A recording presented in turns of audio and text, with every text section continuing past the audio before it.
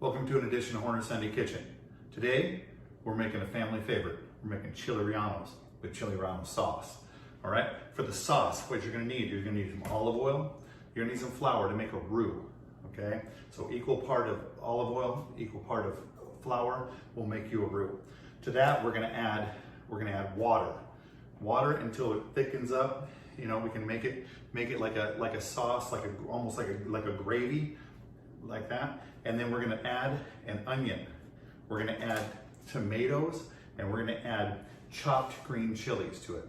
Okay, that's for the sauce. Now for the chili rellano, what we do is we use the chili rellano. We use the chili here, the hatch chili. We take the seeds out of the middle of it, and we put some pepper jack cheese in it. And then we put it in flour and then an egg to make kind of a batter, and then we drop it in the olive oil and fry it up real good. And then we take it out and we smother it in the sauce. And oh, I swear I could probably eat my weight in chili rellanos. Grandma Chili used to make them the best, and I tried to make them as good as her, but there's no way. She taught me how to make them, and they're special for the entire family. So now I'm sharing it with you. So stay tuned. It's gonna be a special edition of Horner Sunday Kitchen. You don't wanna miss it.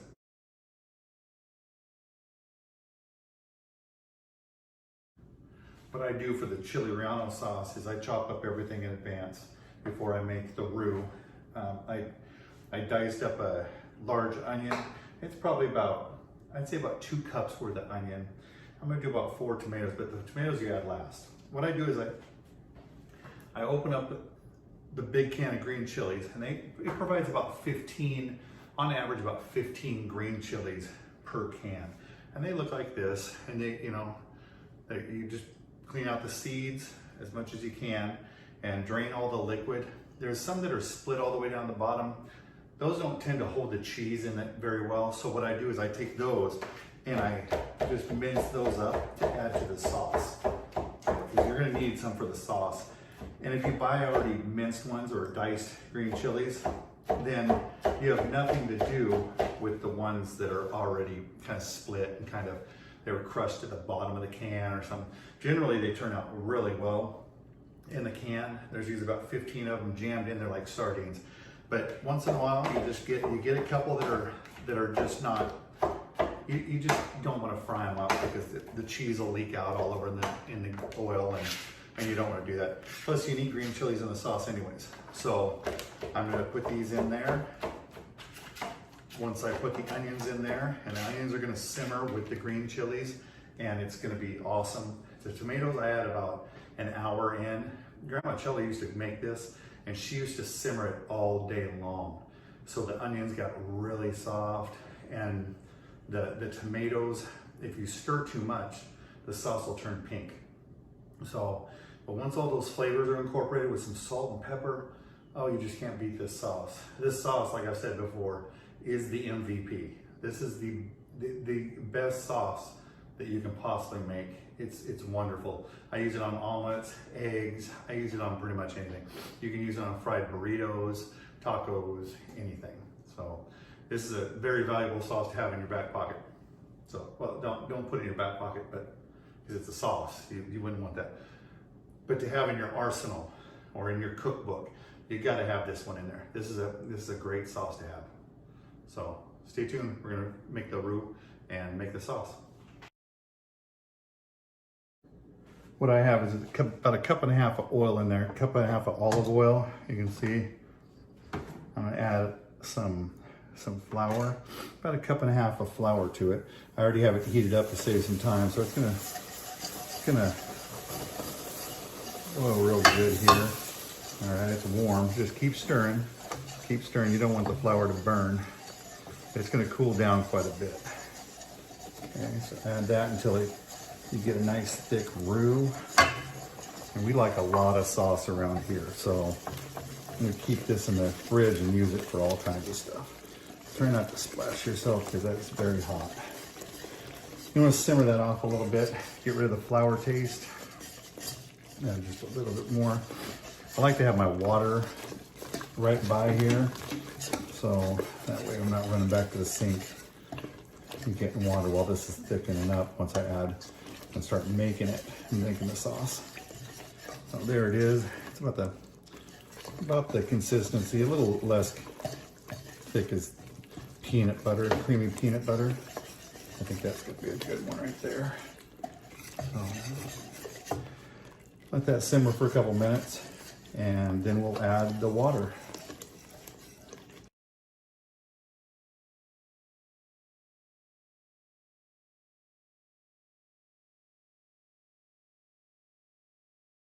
Now, when you add water, you gotta be ready to stir.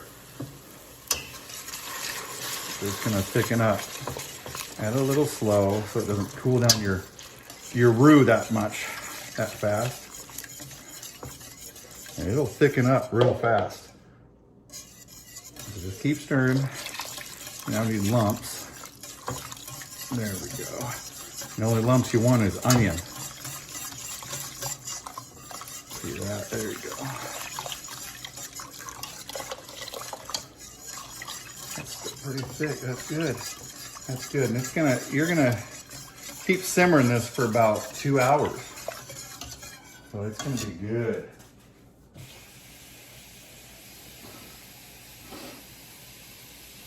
Now the green chilies you want to drain. You want to drain it because if you don't drain them, they're in like a pickly sauce. There's a green chili sauce, the water, but it'll make the Rellanos sauce taste pickly. So you want to drain those really good.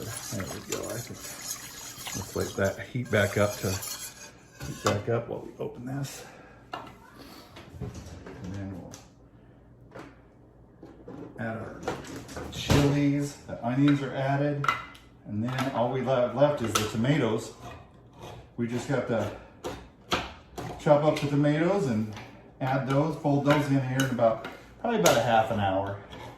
I usually only leave the tomatoes in there probably about an hour, cooking it for about an hour, simmering. And that's all you really need. So just drain a little bit of sauce out of the chilies. Just shake it out. You don't have to drain all the sauce because you want a little bit of that flavor. You definitely do. And I got, okay. Ooh, I don't want to add that one. Make sure, just a little pro tip for you. There's a difference between these hatch chilies. It says mild. See that? It says mild. Yeah, I just about added this one to it, and that one says hot. That would be for me, but not for anybody else except for maybe Shane. Shane will eat it. Maybe Sam, once in a while. You gotta watch that though. So let's see. There, I got 2 more. I only got 1 hot, and I figured I had to open that one.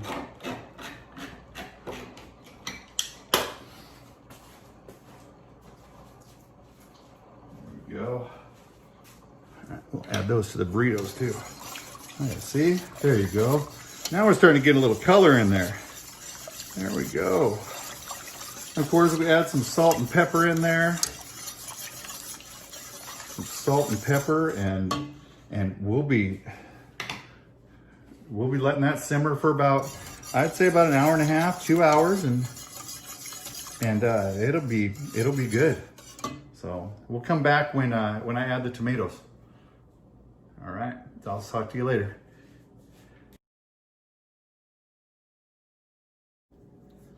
It's been about an hour. The sauce is thickened up real nice. It looks good. I added some chilies to it. Now what I'm gonna do is I'm gonna switch from the whisk to a spoon because we're gonna add the tomatoes. And if you add the tomatoes and keep the whisk going, you're gonna have a really pink sauce. Now when I select a tomato for this, I usually go with Romas because they have less of a liquid inside. Go with the firm Romas because they're gonna soften up after simmering for another hour. So what we're gonna do is we're gonna fold them in, make sure you hit the bottom, and every once in a while you're just gonna come over here because it's simmering right now, and you're gonna give it just a little bit of a I guess a fold stir. Don't stir it rapidly anymore because it'll turn pink. Not that pink's unappealing, but it's a white sauce and it looks better with the pink tomatoes and the green chilies in there. And I think it's just more appealing to the eyes. So, and we will be back when we fry up the Chili Rellanos and we start making those and show you how we do those. And this is going to continue to simmer for probably the next couple hours. And then we'll show you the sauce then. All right, bye. All right, now what I did was I took that brick of cheese, that little brick of cheese, and I cut it into strips, just pieces about that thick, not too thick, probably about an eighth of an inch thick. You don't want the cheese to overpower the Chili Rellano. Grandma Chili used to make these all the time, and what you do is you make sure that the chili's hollowed out. Chili, there's no like seed pocket here or anything. I rinsed all the seeds out, just so at least the majority of the seeds. You don't want to chomp down on a whole pot of seeds. And then what you do is you just take this and put it right in there and put it off to the side, because what we're going to do is we're going to dip it in flour and then an egg right into the hot grease to make kind of a batter. So it's going to be wonderful. This kind right here, I want to this kind of chili where it's kind of flayed open here. This is fine. It's still got a pocket for the cheese to go there, and you're going to put it in flour and egg, so it'll be fine. Just put a piece of cheese in there. Like I said, not too thick of a piece. You don't want it to overpower. So I'm gonna go ahead and do the rest of these and put you on time warp so you don't have to be here the whole time.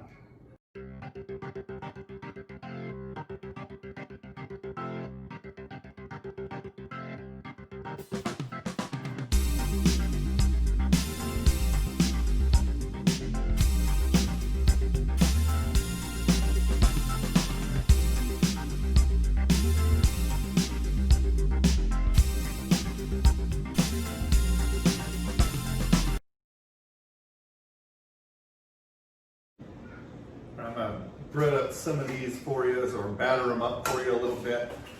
What I'm gonna do is I'm gonna crack about 4 eggs in here. Grayson's running all over the place, so there was a little bit of milk in there. Put about 5 eggs in there. You're gonna kind of beat it up here. Grayson's got a new movie about penguins of Madagascar, so he's excited. What we're gonna do is we're gonna whip that up. The flour, we don't put any seasoning in at all. That's not the emphasis we're going for. We're going for the flavor of the chili. The flavor of the chili and the cheese and the sauce is what we're going for. So, oh, they're going back outside. So they're gonna go play for a little bit and come in and watch that movie. It's a great movie. Okay, we're gonna take the chili, which has the cheese in it. You can see the cheese is in there. The cheese is in there, and what we're gonna do is we're gonna take this. And usually I have a dry hand.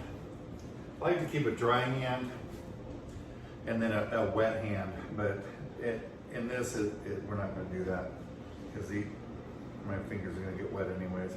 And you're gonna just dip it in here and put it right on the plate here. And then just roll it in the flour again. You're gonna get flour all over your fingers. It's all right though. So make sure it's coated real good. There you go. You're making a batter for this. It's not a breading, it's a batter. So just dip it right there. Roll it in the egg. Roll in the egg and just put it on the plate.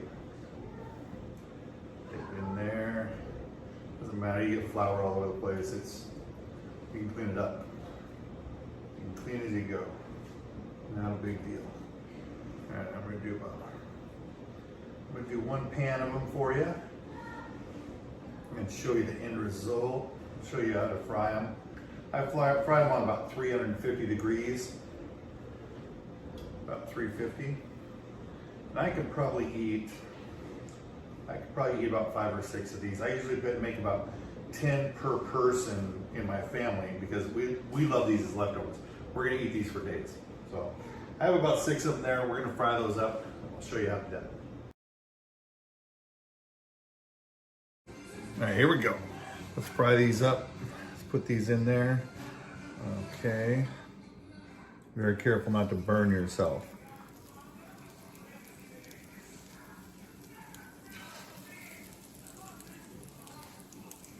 Like I said, I make a lot of these per person that's in here that comes, you know, the house or any family members that are here, because we'll eat these for leftovers for 2-3 days.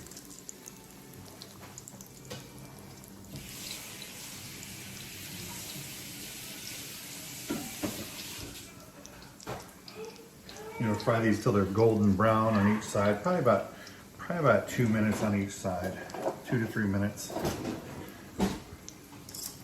till they're nice and golden brown. And then I'm going to put them on a sheet pan that I always line with aluminum foil, so I don't have to clean them as much. You know, I don't have to scrub them off.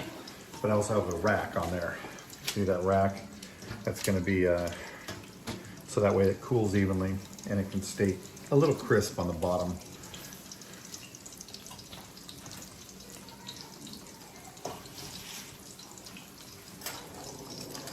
Be ready and put you on time warp so you don't have to stick around for the whole 2 to 3 minutes on each side.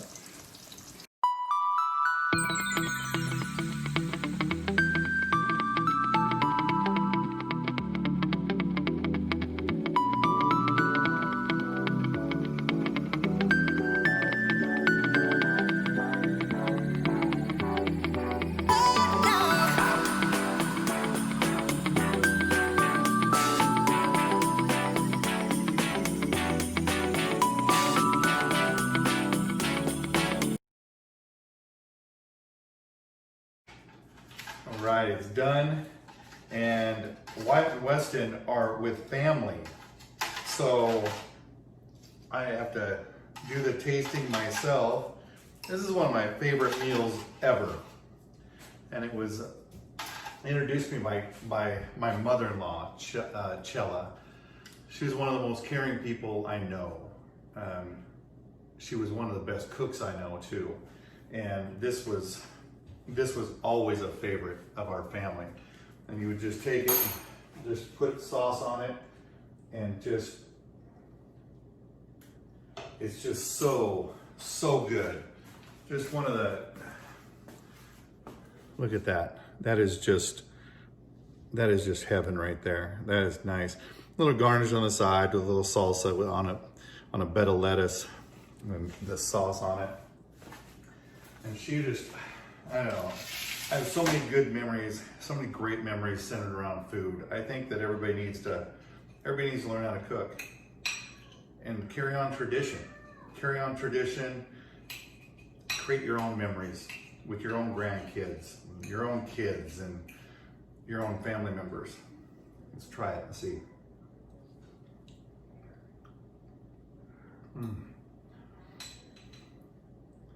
Very good, very good. I miss Grandma Chella. This is awesome though. This is awesome. You gotta try this. You gotta try this. Create your own memories. Food is a great way to do that. So I encourage everybody to. So that's it for this edition of Horner's Sunday Kitchen. Until next Sunday, have a great day.